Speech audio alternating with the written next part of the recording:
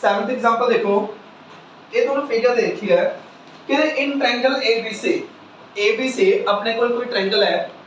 DEF our respective with the mid point of this side. D ਆਪਾਂ ਨੂੰ ਇਸ ਦਾ mid point ਦੇਖਿਆ ਹੈ, E ਆਪਾਂ ਨੂੰ ਇਸ ਦਾ ਮਿਡ ਪੁਆਇੰਟ ਦੇਖਿਆ ਹੈ ਤੇ F ਆਪਾਂ ਨੂੰ ਇਸ ਦਾ ਮਿਡ ਪੁਆਇੰਟ ਦੇਖਿਆ ਹੈ। ਠੀਕ ਹੈ, ਸਭ ਤੋਂ ਪਹਿਲੇ ਗਿਵਨ ਲਿਖੋ ਮੇਰੇ ਨਾਲ। ਸਭ ਤੋਂ ਪਹਿਲੇ ਗਿਵਨ ਕੀ ਆਪਣੇ ਕੋਲ D is midpoint of AB। D किस दा मिड पॉइंट देखिए इन्होंने AB दा। E is midpoint of BC ਤੇ F is midpoint of AC। ਇਹ ਇਹਨਾਂ ਨੇ ਗਿਵਨ ਹੈ ਕਿ D E F ਇਹਨਾਂ ਦੇ ਕੀ ਨੇ ਮਿਡ ਪੁਆਇੰਟਸ। ਠੀਕ ਹੈ, ਤੇ ਆਪਣੇ ਸ਼ੋ ਕੀ ਕਰਨਾ ਹੈ, ਟੂ ਪ੍ਰੂਫ ਕੀ ਕਰਨਾ ਆਪਣੇ, ਟੂ ਪ੍ਰੂਫ ਕੀ ਕਰਨਾ ਹੈ कि they show that triangle ABC is divided into four congruent triangle। जो ABC triangle है ਇਹ ਚਾਰੋਂ congruent triangle ਵਿੱਚ ਡਿਵਾਈਡ ਹੁੰਦਾ ਹੈ। दैट्स मीन एबल ट्रायंगल ਤੇ एबल ट्रायंगल के आपस में congruent है। चारों ट्रायंगल आपस की है congruent है। Triangle ADF, triangle ADF, triangle BDE, triangle DEF, triangle FEC all congruent to each other। अपने की शो करना है ए सारे ट्रायंगल आपस की ने congruent। ਹੁਣ ਇਹਨਾਂ ਨੂੰ ਕਿਵੇਂ ਸ਼ੋ ਕਰਾਂ, ਹੁਣ ਦੇਖੋ ਸੋਚਾਂਗੇ ਕਿਵੇਂ ਕੁਐਸਚਨ। ਤੁਹਾਡੇ ਕੋਲ ਗਿਵਨ ਕੀ ਹੈ, ਸਿਰਫ ਔਰ ਸਿਰਫ ਇੱਕ ਮਿਡ ਪੁਆਇੰਟ ਗਿਵਨ ਹੈ। ਅਗਰ ਤੁਹਾਡੇ ਕੋਲ ਸਿਰਫ ਔਰ ਸਿਰਫ ਮਿਡ ਪੁਆਇੰਟ ਗਿਵਨ ਹੈ, ਇਹ ਓਬਵੀਅਸ ਹੈ ਵੀ ਤੁਸੀਂ ਮਿਡ ਪੁਆਇੰਟ ਥਿਓਰਮ ਲਗਾਓਗੇ, ਕਿਉਂਕਿ ਤੁਹਾਨੂੰ ਸਿਰਫ ਇੱਕ ਮਿਡ ਪੁਆਇੰਟ ਹੀ ਗਿਵਨ ਹੈ। ਤਾਂ ਆਪਾਂ ਕਿਹੜੀ ਆਇਡੈਂटिटी लगावांगे कि ਕਿਹੜੀ ਥਿਓਰਮ ਲਗਾਵਾਂਗੇ, ਮਿਡ ਪੁਆਇੰਟ ਥਿਓਰਮ। ਤਾਂ ਦੇਖੋ ਜਰਾ, ਤੁਹਾਨੂੰ ਅਗਰ D is the mid point ਦੇਖਿਆ, F is the mid point ਦੇਖਿਆ, ਕੱਲ ਆਪਾਂ ਨੇ ਇੱਕ ਥਿਓਰਮ ਕੀਤੀ ਹੈ ਪਰਸੋਂ ਕਿ ਅਗਰ D is the mid point ਹੋਵੇ, F is the mid point ਹੋਵੇ, ਤਾਂ ਜੋ DF ਹੈ ਉਹ ਕਿਸ ਦੇ ਪੈਰਲਲ ਹੋ ਜਾਂਦੀ ਹੈ, BC ਦੇ ਪੈਰਲਲ ਹੋ ਜਾਂਦੀ ਹੈ। ਐਗਰੀ ਹੋ ਸਾਰੇ ਜਣੇ? ਕੀ ਕਹਿੰਦੇ ਨੇ ਕਿ ਅਗਰ D is the mid point ਹੈ, F is the mid point ਹੈ, ਤਾਂ ਜੋ ਇਹ ਲਾਈਨ ਹੈ DF ਹੈ ਉਹ BC ਦੇ ਕੀ ਹੋ ਜਾਂਦੀ ਹੈ, ਪੈਰਲਲ ਹੋ ਜਾਂਦੀ ਹੈ। ਔਰ ਲਿਖੋ ਜੀ ਆਪਾਂ ਨੇ ਕੀ ਕਿਹਾ, ਆਪਾਂ ਕੀ ਕਹਿੰਦੇ ਆ ਕਿ ਜੋ D ਹੈ, D is midpoint of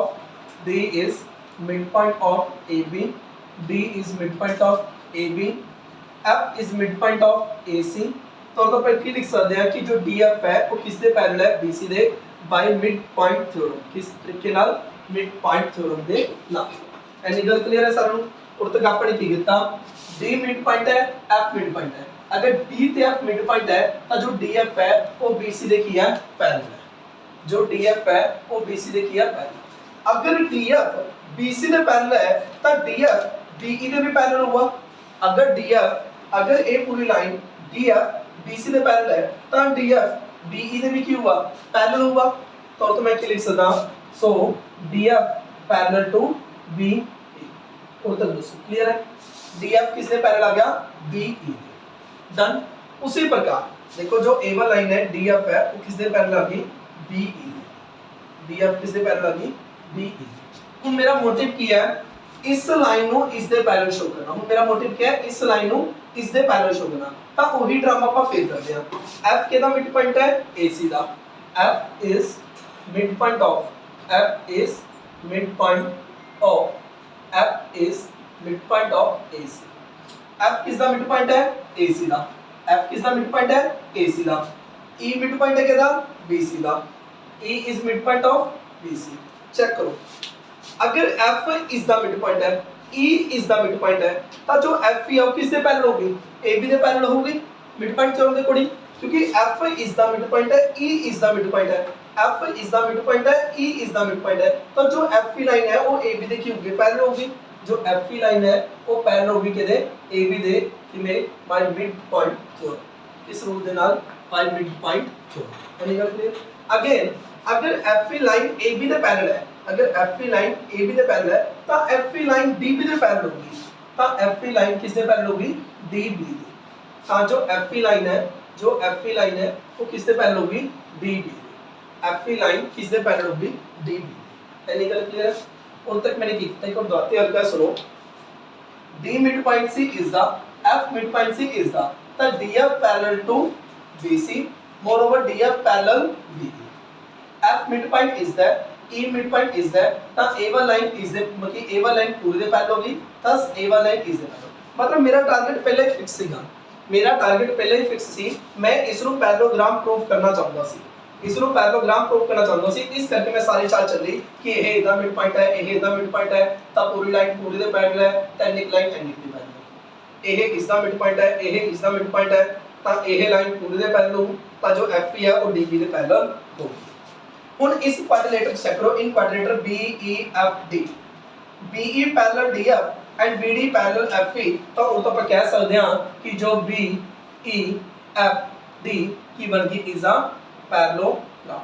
ये की बन गई अपनी पैरेललोग्राम क्यों बन गई पैरेललोग्राम क्योंकि अगर किसी क्वाड्रिलेटर च अपोजिट साइड्स पैरेलल हो जाती ने then it will be parallelogram पूरे रीजन लिख सकते हो क्योंकि जो BE है वो पैरेलल है DF दे ते जो BD है वो किहदे पैरेलल है FP they if in a quadrilateral opposite sides are parallel then it is parallelogram तो की बन जाती है पैरेललोग्राम बन जाती है गल क्लियर आ गई हुन अगर ये पैरेललोग्राम बन गई ये पैरेललोग्राम दा की है डायगोनल है ये पैरेललोग्राम दा की है डायगोनल है ते मैं पहले ही थ्योरम कीती सी इस चैप्टर दी फर्स्ट थ्योरम ही अपने चैप्टर में प्रूव कीती see the diagonal of parallelogram divide it into two congruent triangle अपने फर्स्ट ही थ्योरम कीती सी 8.1 थ्योरम सी कि जो पैरेललोग्राम दा डायगोनल हुंदा है वो उसनु दो कॉन्ग्रुएंट ट्रायंगल च डिवाइड करता है अगर ये डायगोनल है तो A1 ट्रायंगल इज द क्यूबी कॉन्ग्रुएंट अपने कीती सी first theorem the diagonal of parallelogram तो ये लिखोगे कि लिखोगे इस पर BEFD is a parallelogram BEFD is a parallelogram ते DE की है diagonal and diagonal of a parallelogram divide it into two congruent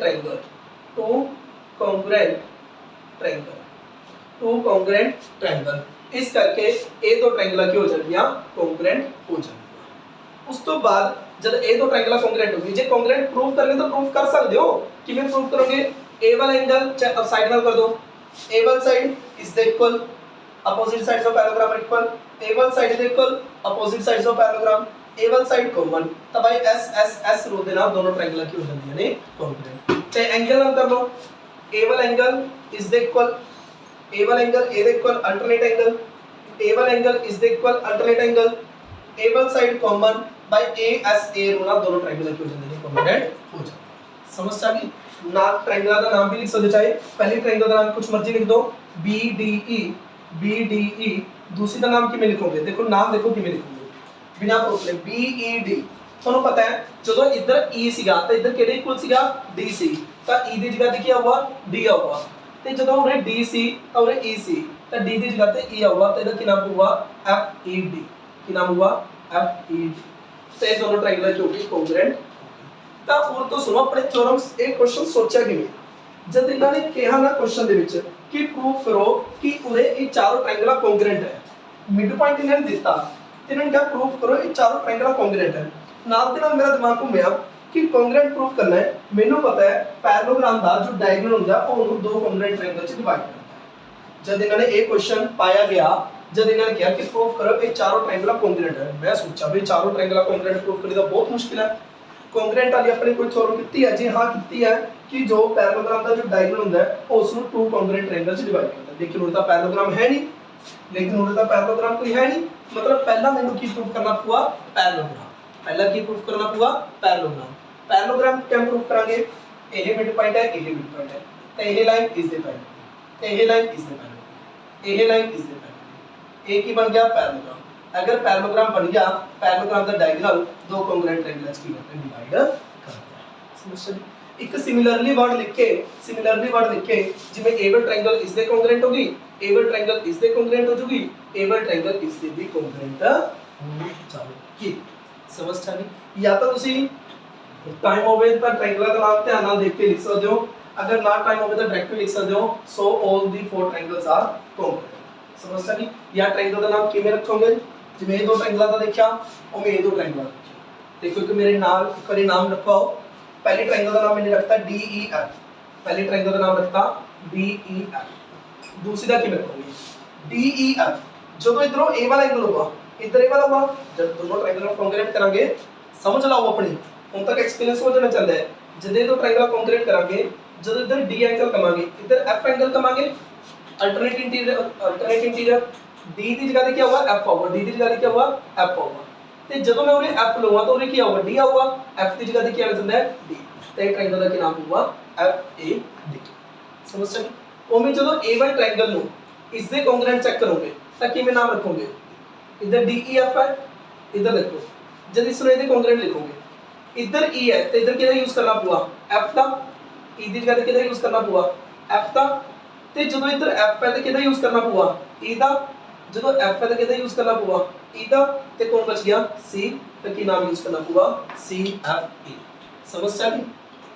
मैं इट में पॉसिबल कि ये काफी जने ਨੂੰ डायरेक्ट नहीं सोच सकते ठीक है लेकिन सोचो एक बार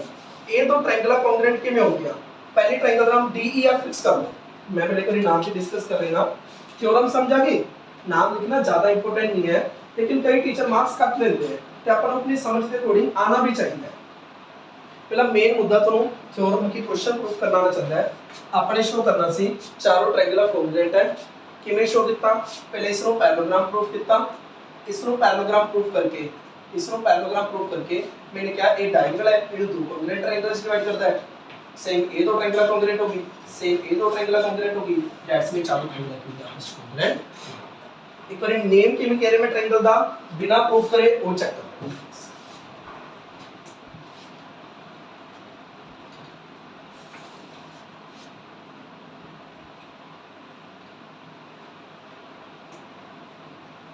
इसी A B C D E F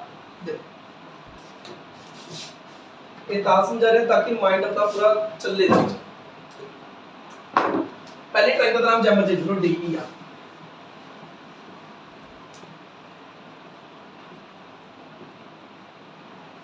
जब मैं इसको DEF को इस दे कांग्रुएंट लूंगा चेक करो DEF D किस दे करूंगा E ਦੇ ਕਰੂਗਾ ਤਾਂ D ਦੀ ਜਗ੍ਹਾ ਤੇ ਕਿਹਨੂੰ ਪਲੇਸ ਕਰ ਦਿਓ A ਨੂੰ D ਦੀ ਜਗ੍ਹਾ ਤੇ ਕਿਹਨੂੰ ਪਲੇਸ ਕਰ ਦਿਓ ਤੇ ਜੋ E ਹੋਊਗਾ ਉਹ ਕਿਸ ਦੇ ਕਰੂਗਾ D ਹੋਊਗਾ E ਦੀ ਜਗ੍ਹਾ ਤੇ ਕਿਹਨੂੰ ਪਲੇਸ ਕਰ ਦਿਓ D ਨੂੰ ਤੇ ਕੌਣ ਬਚ ਗਿਆ ਇੱਧਰ B ਬਚ ਗਿਆ ਤਾਂ ਕੀ ਆ ਗਿਆ B ਆ ਤਾਂ A1 ਟ੍ਰਾਇੰਗਲ ਇਸ ਟ੍ਰਾਇੰਗਲ ਦੇ ਕੰਗਰੂਐਂਟ ਹੋ ਸਮਝ ਸਕਦੇ ਜਦੋਂ ਇਸ ਟ੍ਰਾਇੰਗਲ ਨੂੰ ਇਸ ਟ੍ਰਾਇੰਗਲ ਦੇ ਕੰਗਰੂਐਂਟ ਕਰੂਗਾ ਜਦੋਂ ਇਸ ਟ੍ਰਾਇੰਗਲ ਨੂੰ ਇਸ ਟ੍ਰਾਇੰਗਲ ਦੇ ਕੰਗਰੂਐਂਟ ਕਰੂਗਾ चेक करो D ਦੀ ਜਗ੍ਹਾ ਤੇ ਕੌਣ ਆਊਗਾ इधर F ਆਊਗਾ D ਦੀ ਜਗ੍ਹਾ ਤੇ ਕੌਣ ਆਊਗਾ F ਆਊਗਾ D ਦੀ ਜਗ੍ਹਾ ਤੇ ਕੀ ਆਊਗਾ F ਤੇ F ਦੀ ਜਗ੍ਹਾ ਤੇ ਕੀ ਆਊਗਾ D F ਦੀ ਜਗ੍ਹਾ ਤੇ ਕੀ ਆਊਗਾ D ਤੇ इधर E ਬਚ ਗਿਆ इधर A ਬਚ ਗਿਆ ਤਾਂ E ਦੀ ਜਗ੍ਹਾ ਤੇ ਕੌਣ ਆ ਗਿਆ ਤਾਂ ਇਹ ਨਾਮ ਸਮਝ ਸਕਦੇ थर्ड वन चेक करो और जब मैं A दो ट्रायंगल को चेक करो इधर E आऊगा ਤੇ इधर F ਆਊਗਾ इधर E ਤੇ इधर F E ਦੀ ਜਗ੍ਹਾ ਤੇ ਕੀ ਆਊਗਾ F E ਦੀ ਜਗ੍ਹਾ ਤੇ ਕੀ ਆਊਗਾ ਤੇ ਜਦੋਂ ਇਧਰੋਂ E ਆਊਗਾ ਤਾਂ इधर F ਆਊਗਾ ਤਾਂ F ਦੀ ਜਗ੍ਹਾ ਤੇ ਕੀ ਹੋ ਗਿਆ E इधर D ਬਚ ਗਿਆ इधर C ਬਚ ਗਿਆ ਤਾਂ ਕੀ ਹੋ ਗਿਆ CE ਸਮਝ ਸਕਦੇ वैसे अगर ना टाइम होगा तो ਤੁਸੀਂ डायरेक्ट लिख सकते हो कि ਇਹ जब से पैराग्राम प्रूफ करती ਇਹ डायगोनल ਇਹ ਦੋਨੋਂ ट्रायंगल ਕਿਉਂ ਗਿਆ ਕੰਗਰੂਐਂਟ ਹੋਣ ਗਿਆ लेकिन ਉਦੋਂ ਕਈ ਵਾਰ ਮਾਰਕਸ ਕੱਟ ਜਾਂਦੇ ਨੇ ਕਿ ਇਹ ਦੋ ਟ੍ਰਾਇੰਗਲਾਂ ਦਾ ਨਾਮ ਕਿਵੇਂ ਲਿਖੋਗੇ ਤਾਂ ਤੁਹਾਨੂੰ ਇਨ ਵਨ ਸਾਈਡ ਵੀ ਟ੍ਰਾਇੰਗਲ ਦੇ ਨੇਮ ਕਲੀਅਰ ਹੋਣੇ ਚਾਹੀਦੇ ਆ ਪਹਿਲੇ ਟ੍ਰਾਇੰਗਲ ਦਾ ਨਾਮ ਜੈਮਰ ਚ ਲਿਖਤਾ ਹੁਣ ਅੱਗੇ ਤੋਂ ਤੁਹਾਨੂੰ ਕਦੇ ਵੀ ਐਮ ਪੈਰਾਗ੍ਰਾਮ ਦੇਤੀ ਤੇ ਤੁਸੀਂ ਟ੍ਰਾਇੰਗਲ ਦਾ ਨਾਮ ਦੇਖਣਾ ਇਨ ਵਨ ਸਾਈਡ ट्रायंगल ਦਾ ਨਾਮ ਦੇਖਣਾ ਹੈ ਕਿ ਜੋ ABD ਹੈ जो ABD है ਕਿਹਦੇ ਕੰਗਰੂਐਂਟ ABD ਕਿਹਦੇ ਕੰਗਰੂਐਂਟ ਹੋਊਗੀ ਮੰਨ ਲਓ MCQ ਦੇ ਵਿੱਚ ਆ ਗਿਆ ਫਿਰ ਤੁਸੀਂ ਇਹਨੂੰ ਪ੍ਰੂਫ ਥੋੜਾ ਕਰਕੇ ਦੇਖੋਗੇ ਤੁਸੀਂ ਕਿਵੇਂ ਲਿਖੋਗੇ ABD ਚੈੱਕ ਕਰਨਾ ਹੈ B ਦੀ ਜਗ੍ਹਾ ਤੇ ਕੌਣ ਹੋਊਗਾ ਇੱਧਰ B B ਦੀ ਜਗ੍ਹਾ ਤੇ ਹੋਊਗਾ D D ਦੀ ਜਗ੍ਹਾ ਤੇ ਹੋਊਗਾ B D ਦੀ ਜਗ੍ਹਾ ਤੇ ਹੋਊਗਾ B A ਦੀ ਜਗ੍ਹਾ ਤੇ ਕੀ ਹੋਊਗਾ C ਤਾਂ ਕੀ ਹੋਊਗਾ CD ਕੀ ਹੋਊਗਾ CD क्लियर है जी कि ਤੁਸੀਂ ਇਨ ਵਨ ਸਾਈਡ ਜੇ ਤੁਸੀਂ ਟ੍ਰਾਇੰਗਲ ਦਾ ਨਾਮ ਦੇਣਾ ਹੈ ਤਾਂ ਕਿਸ ਪ੍ਰਕਾਰ ਦਿੱਤਾ ਜਾਊਗਾ 8th एग्जांपल है कि L M N are three parallel line सब तो देखो L लाइन M लाइन ते N लाइन की ਦਿੱਤੀਆਂ ਨੇ ਪੈਰਲਲ ਦਿੱਤੀਆਂ ये क्वेश्चन ही समझना थोड़ा मुश्किल है, सॉल्यूशन बहुत इजी है। क्वेश्चन ध्यान नाल समझो। इन्होंने सब तो पहले गिवन किया है जो एल लाइन है, जो एम लाइन है, तो एन लाइन है, वो आपस की ने पैरेलल। उस तो बाद हम ध्यान नाल स्टेटमेंट्स हो कहते L M N are three parallel lines intersected by P and Q. L, M, N are three parallel lines intersected by P and Q. Intersected by P and Q. Such that L, M, N cut off equal intercept AB and BC. Equal intercept का मतलब क्या है? जो P Q line उत्ते AB ते BC है, वो L, M, N no की कर रहे हैं? Equal intercept कर रहे हैं. That's mean AB equal BC दिता हुआ है. एक लाइन लिखी हुई है बुक दे विच कहते such that L M N cut off L M N cut off equal intercept A B and B C नु इक्वल इंटरसेप्ट कट कर रहे हैं। मतलब मैनू की गिवन है A B equal B C. In short B is mid point of A C. B is mid point of A C. इन्होंने की कहा इन्होंने की कहा कि जो एल एम एन है वो ए बी ते बी सी नु इक्वली इंटरसेप्ट कर रहे हैं, इक्वली कट कर रहे हैं। That's mean A B equal B C. In short B is the mid point of A C. तो कहते शो करो कि जो एल एम एन है वो cut off equal intercept D E and E F. In short we have to prove E मतलब कि इन्होंने की प्रूफ करना क्या है कि L M N D E ते E F नु इक्वल इंटरसेप्ट करेंगे। मतलब मैंने D E नु E F के इक्वल शो करना है। That is we have to prove E is mid point of D F।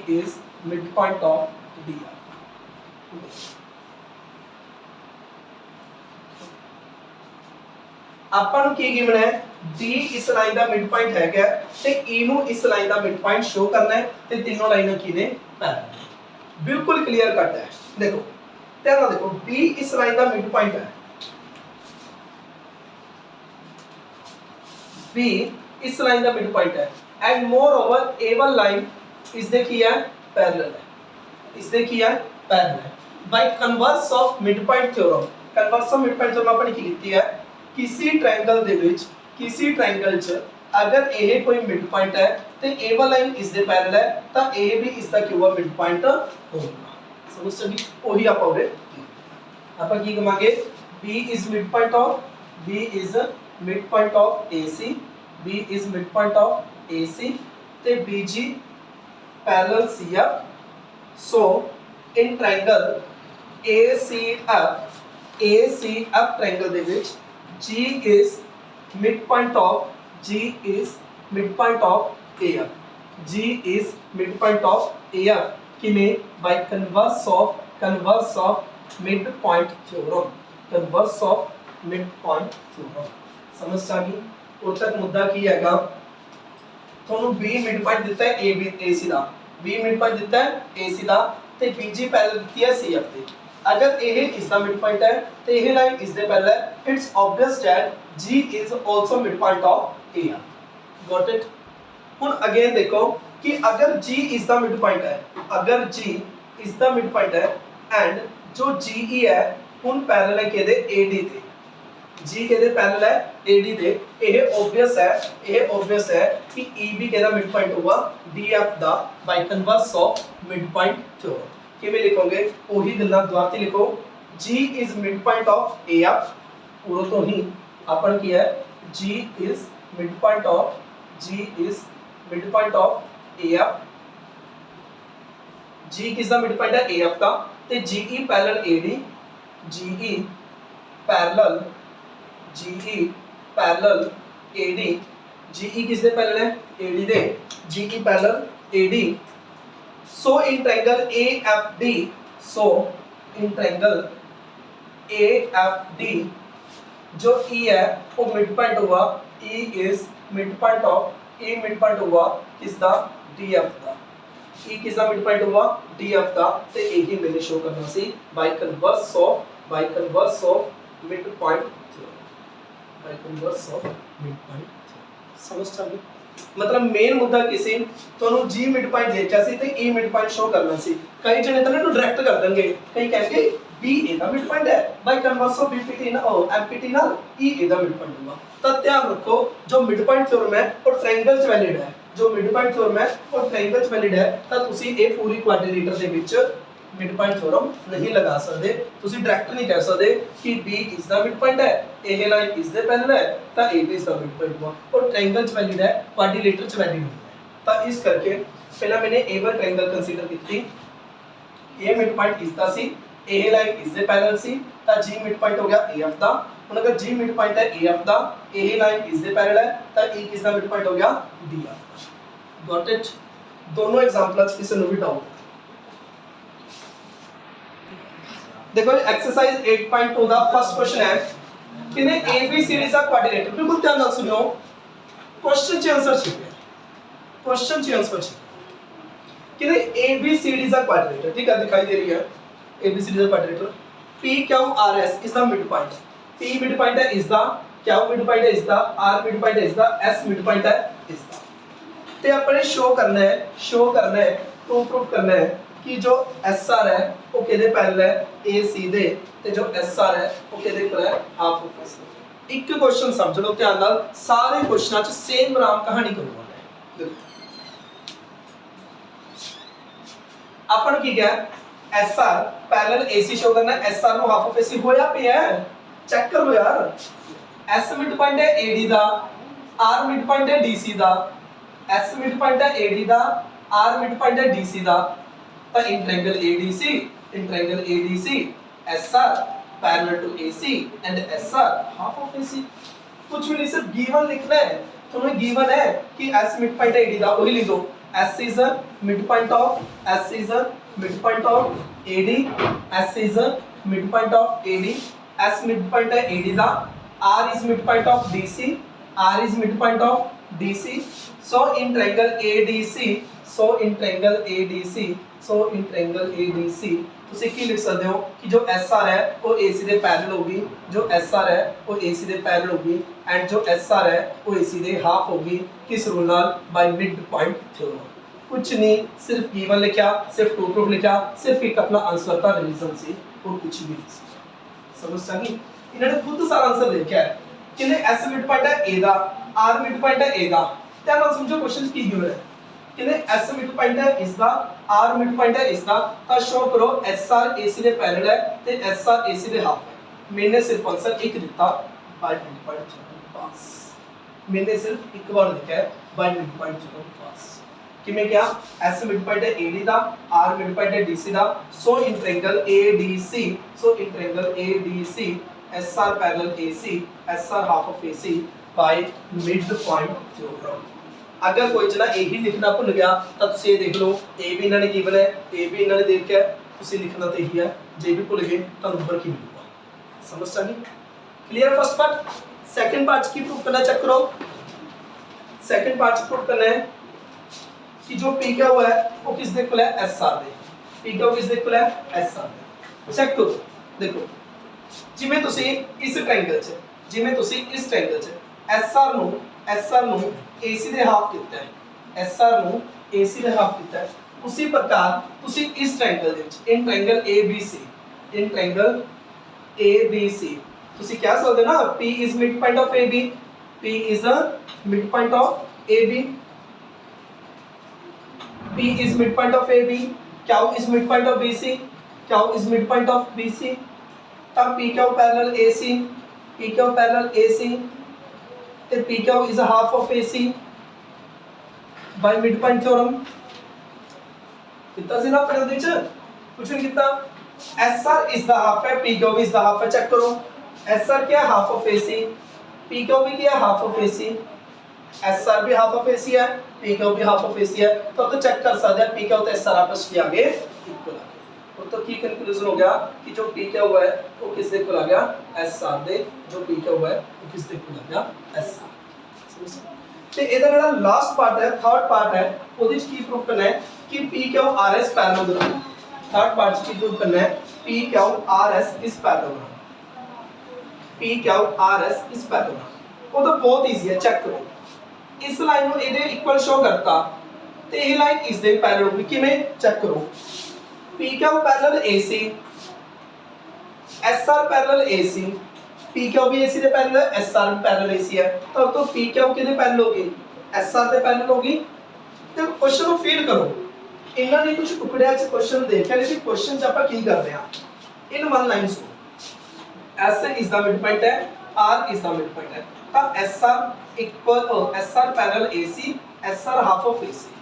ਇੱਕ ਮਿੰਟ ਲਈ ਸਾਰਾ ਦਾ ਧਿਆਨ ਪੂਰੀ ਤਰ੍ਹਾਂ ਤੋਂ ਇੱਧਰ ਹੋਵੇ ਧਿਆਨ ਨਾਲ S midpoint ਹੈ AD ਦਾ R midpoint ਹੈ DC ਦਾ ਤਾਂ SR parallel AC SR half of AC okay P midpoint ਹੈ AB ਦਾ Q midpoint ਹੈ BC ਦਾ ਤਾਂ PQ parallel AC PQ half of AC okay SR AC ਦੇ ਪੈਰਲਲ ਸੀ PQ ਵੀ AC ਦੇ parallel ਸੀ ਤੇ SR ਤੇ PQ ਵਾਪਸ ਕੀ ਆ ਗਏ ਪੈਰਲਲ ਆ ਗਏ ਓਕੇ SR AC ਦਾ ਹਾਫ ਸੀ PQ ਵੀ AC ਦਾ ਹਾਫ ਸੀ AB ਇਸ ਦਾ ਹਾਫ ਹੈ AB ਇਸ ਦਾ ਹਾਫ ਹੈ ਤਾਂ SR ਤੇ PQ ਵਾਪਸ ਕੀ ਆ ਗਏ ਇਕੁਅਲ ਆ ਗਏ SR PQ ਦੇ ਇਕੁਅਲ ਹੈ SR PQ ਦੇ ਪੈਰਲਲ ਹੈ ਤਾਂ PQ RS is a parallel got it समझ आया ये तीन पार्ट दे चार पार्ट दे पांच पार्ट दे सॉल्यूशन सिर्फ इसका एक है सिर्फ इसी का नहीं अगले क्वेश्चन भी आपा करांगे सारा का सॉल्यूशन सेम चलूगा ध्यान रखो S मिड पॉइंट है इसका R मिड पॉइंट है इसका तो SR parallel AC SR half of AC P mid point है AB दा Q मिड पॉइंट है BC दा तो PQ parallel AC PQ half of AC SR भी AC दे पैरेलल PQ भी AC दे पैरेलल तो SR ते PQ वापस की होगे parallel moreover SR equal half of AC PQ equal half of AC ਤਾਂ SR equal PQ ਇਹ ਲਾਈਨ ਇਸ ਦੇ ਪੈਰਲਲ ਇਹ ਲਾਈਨ ਇਸ ਦੇ equal so PQRS is a parallelogram got it